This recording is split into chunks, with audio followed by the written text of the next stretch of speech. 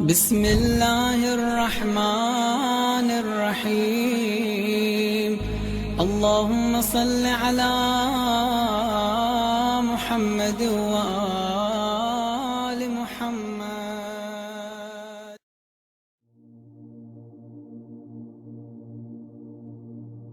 ہم سب جانتے ہیں کہ مکہ مکرمہ کی پاک فضاؤں اور حدود میں صرف کلمہ گو مسلمان یا اہل ایمان ہی داخل ہو سکتے ہیں، جہاں اللہ تعالیٰ کا گھر موجود ہے، کیونکہ یہ مسلمانوں کے لیے انتہائی مقدس اور پاک جگہ ہے، جس کی طرف وہ 5 وقت منہ کر کے نماز ادا کرتے ہیں، جس کی حرمت کی خاطر ہر مسلمان جان دینے کو بھی تیار ہے۔ مگر کسی غیر مسلم یا ناپاک شخص کو اس مقدس شہر میں داخلے کی اجازت نہیں ہے، لہٰذا مکہ مکرمہ کے اطراف میں موجود تمام ایکسپریس ویز پر ایسے بورڈ نصب ہیں جن پر یہ واضح طور پر لکھا ہوتا ہے کہ غیر مسلموں کو داخلے کی اجازت نہیں ہے۔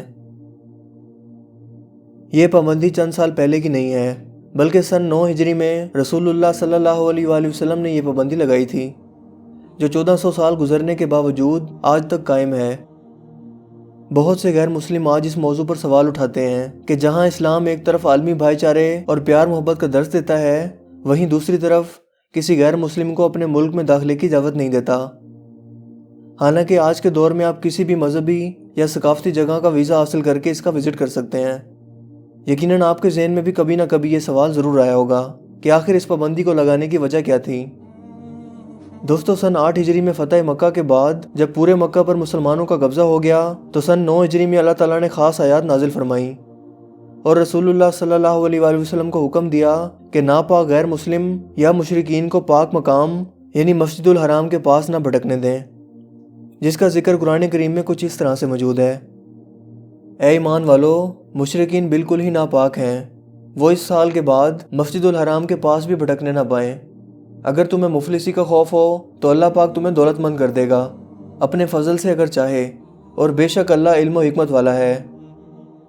دوستو، اس آیت مبارکہ سے ہمیں معلوم ہوتا ہے کہ غیر مسلم چونکہ ناپاک ہیں اور اسلامی تعلیمات کے مطابق کسی طرح سے بھی صفائی ستھرائی یا غسل کا خیال نہیں کرتے، لہٰذا ناپاک اور مشرک ہونے کی بنا پر ان کا داخلہ مکہ مکرمہ جیسی پاک جگہوں پر ممنوع ہے۔ اس کے علاوہ آج کے دور میں ہر ملک کے الگ الگ قوانین موجود ہیں۔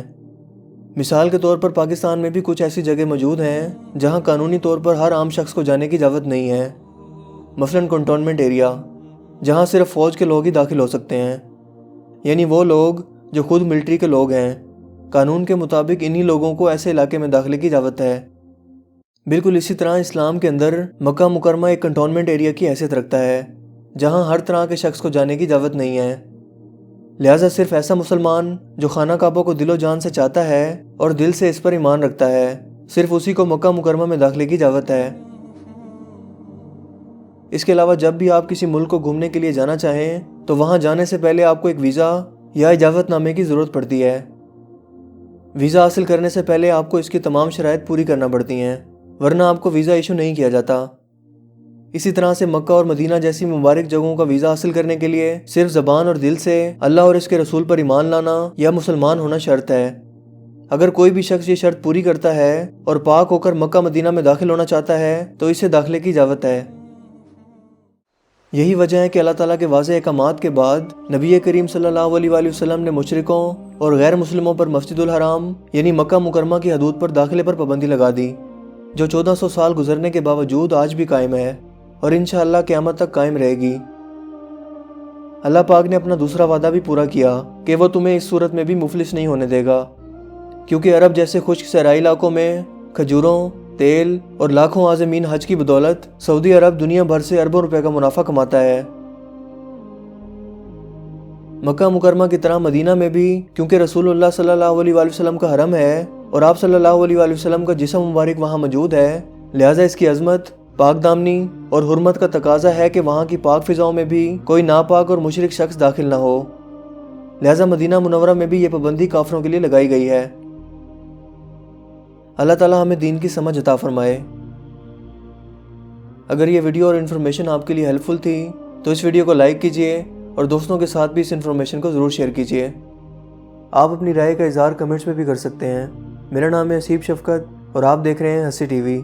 میں ملوں گا آپ سے ایک نئی انٹرسٹنگ ویڈیو میں، تب تک کے لیے اپنا بہت سا خیال رکھیے گا۔ Thanks for watching this video. اللہ حافظ۔